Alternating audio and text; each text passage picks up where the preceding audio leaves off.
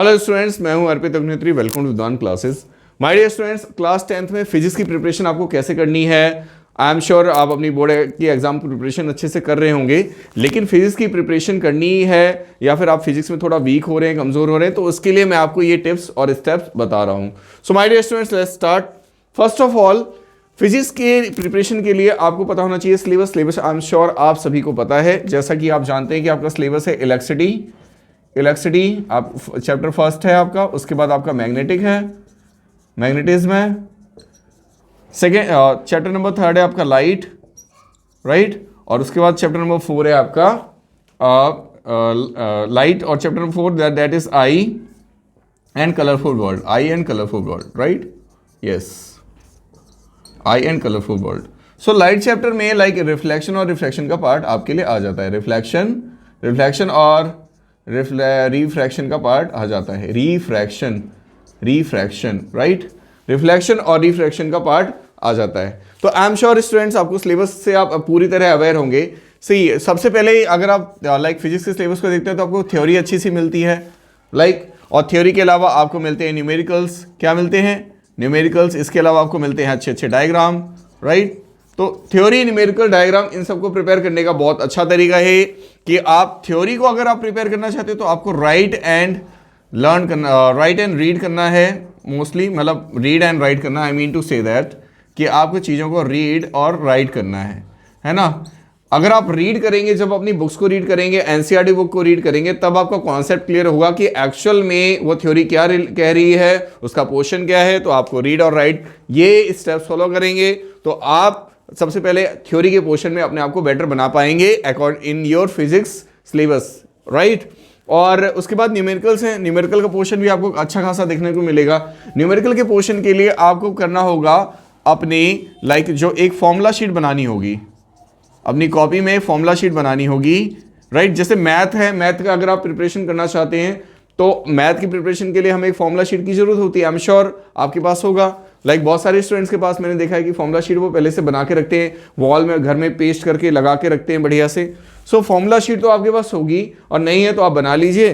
Formula sheet numericals की भी होनी चाहिए, जो न्यूमेरिकल फिजिक्स में आते हैं, रेजिस्टेंस, रेजिस्टिविटी और लाइक रेजिस्टेंस के जो भी फॉर्मूले होते हैं। इसके अलावा करंट के फॉर्मूले, पोटेंशियल डिफरेंस के फॉर्मूले, पावर के फॉर्मूले, सभी लाइक मिरर के फॉर्मूले, मैग्नीफिकेशन के फॉर्मूले, और like height of image, height of object. तो जितने भी फॉर्मूले हैं आपके, वो न्यूमेरिकल करने के लिए आपके पास होनी चाहिए उसकी फॉर्मूला शीट, ताकि आप उससे अच्छे से प्रिपेयर कर पाएं।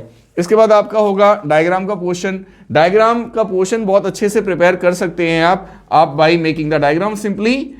अगर आप डायग्राम को बेक करेंगे, जैसे लाइट के पोर्शन में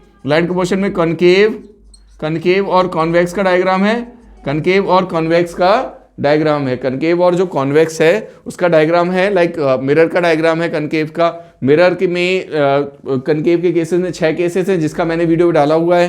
कन्वेक्स के भी केसेस हैं, 2 केसेस कन्वेक्स मिरर के हैं। उसके बाद कन्वेक्स लेंस के 6 केसेस हैं, और कनकेव लेंस के 2 केसेस हैं। तो कुल मिलाकर लाइट का अच्छा खासा डायग्राम का पोर्शन है। आई एक बहुत इंपॉर्टेंट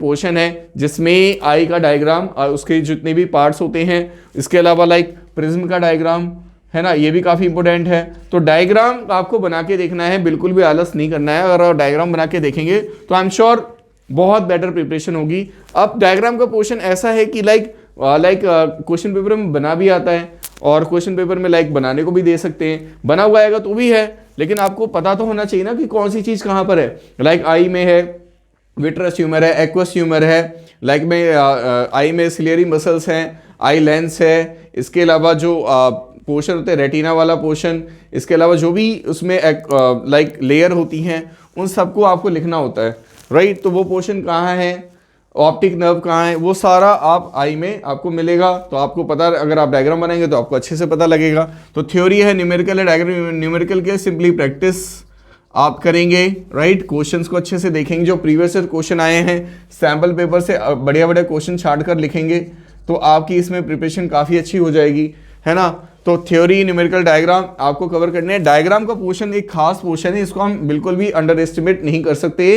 तो आपकी प्रिपरेशन बेटर हो पाएगी अगर आप डायग्राम को कवर करते हैं तो। इसके अलावा लाइक और भी क्या था, like MCQ practice, topic wise, topic wise आप एमसीक्यू की प्रैक्टिस कर सकते हैं। देखो ये काफ़ी इफेक्टिव होता है स्टडी का तरीका। अगर आप कोई टॉपिक है, टॉपिक को आपने कोई टॉपिक पढ़ा, आपने मान लीजिए आप इलेक्ट्रिसिटी में आपने पावर का टॉपिक पढ़ा, तो वहीं आफ्टर दैट आप जस्ट उसके एमसीक्यूज लगा लीजिए, या फिर आप क्या करेंगे, क्वेश्चन आंसर्स कर लीजिए।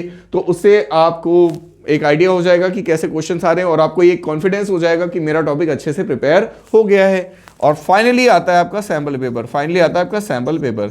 जब आपको लगे कि आपने 1 या 2 चैप्टर कवर कर लिए हैं तो सैम्पल पेपर सॉल्व कीजिए और उसी चैप्टर से रिलेटेड जो भी क्वेश्चंस उनको सॉल्व कीजिए। या फिर ऐसा है 3 या 4 सैम्पल पेपर लीजिए, उसमें जो भी फिजिक्स के क्वेश्चंस हैं उनको आप सर्कल कीजिए, उन सभी फिजिक्स क्वेश्चन को एक लिस्ट में बना लीजिए अच्छे से। उसके बाद आप देखो कि कौन से क्वेश्चंस आपको आ पा रहे हैं, कौन से क्वेश्चन आपको नहीं आ पा रहे हैं, फिर आप उसी टॉपिक को दोबारा पढ़ें, फिर टॉपिक पढ़ने के बाद उसके तुरंत एमसीक्यू लगाएं, उसके बाद फिर से वही क्वेश्चंस जो आपने सैम्पल पेपर में निकाले हुए थे, छाटे हुए थे, उन क्वेश्चंस को सॉल्व करें। तब आपका कॉन्फिडेंस बढ़ेगा और आई एम श्योर आपके बोर्ड एग्जाम्स में मार्क्स भी काफी अच्छे बढ़ेंगे। ठीक है, ये तरीका पूरा जो मैं आपको बता रहा हूं ये प्रैक्टिकली मैंने किया हुआ है when I was in 12th class, and मेरे स्कोरिंग में काफ़ी हेल्प हुई थी। मुझे थोड़ा बहुत ज़्यादा डर था फिजिक्स को लेकर, बहुत ज़्यादा डर था। केमिस्ट्री के लिए तो बेटर था, केमिस्ट्री, मैथ्स और जो अदर मेरे जो सब्जेक्ट थे मुझे उसमें इतना डर नहीं था जितना मुझे फिजिक्स को लेकर था। तो फिर मैंने यही कॉन्सेप्ट लगाया, कि थ्योरी को रीड एंड राइट किया, न्यूमेरिकल को अच्छे से प्रैक्टिस की, न्यूमेरिकल का फॉर्मूला शीट बनाया, और इसके बाद जो भी मैं टॉपिक पढ़ता था उसके एमसीक्यू या फिर क्वेश्चन आंसर लगाता था। और इसके अलावा जो सैम्पल पेपर हैं, सैम्पल पेपर से फिजिक्स के क्वेश्चन अलग छांट कर फिर लिखता था। उसके बाद उन क्वेश्चंस में जो भी क्वेश्चंस नहीं आते थे उसके टॉपिक को पढ़कर फिर एमसीक्यू या क्वेश्चंस को लगाकर फिर से जो सैम्पल पेपर के मैंने क्वेश्चन छाटे हुए हैं उन्हीं क्वेश्चंस को फिर से लगाता था, तब जाकर मेरी अच्छी प्रिपरेशन हो पाई। आप ऐसे स्टेप फॉलो करोगे तो हो जाएगा। ठीक है, ये शुरुआत है ताकि आप अपनी प्रिपरेशन काफ़ी अच्छे से कर पाएं, क्योंकि 11th क्लास में चीज़ें टफ होने वाली हैं। तो अगर आप अभी अपने आप को इस तरह क्रिएट कर रहे हो, अभी प्लानिंग कर रहे हो, तो आई एम श्योर आपको क्लास 11th में भी हेल्प होगी, 12th क्लास में भी हेल्प होगी। ठीक है स्टूडेंट्स, सो आई होप आप अपनी प्रिपरेशन अच्छे से कर रहे होंगे और बोर्ड एग्जाम के लिए आप अच्छे से प्रिपेयर होंगे। तो यही मैं कामना करता हूं। तो माय डियर स्टूडेंट्स, आप अपनी प्रिपरेशन अच्छे से कीजिए। ठंड बहुत है, अपना ध्यान रखिए। Thank you very much.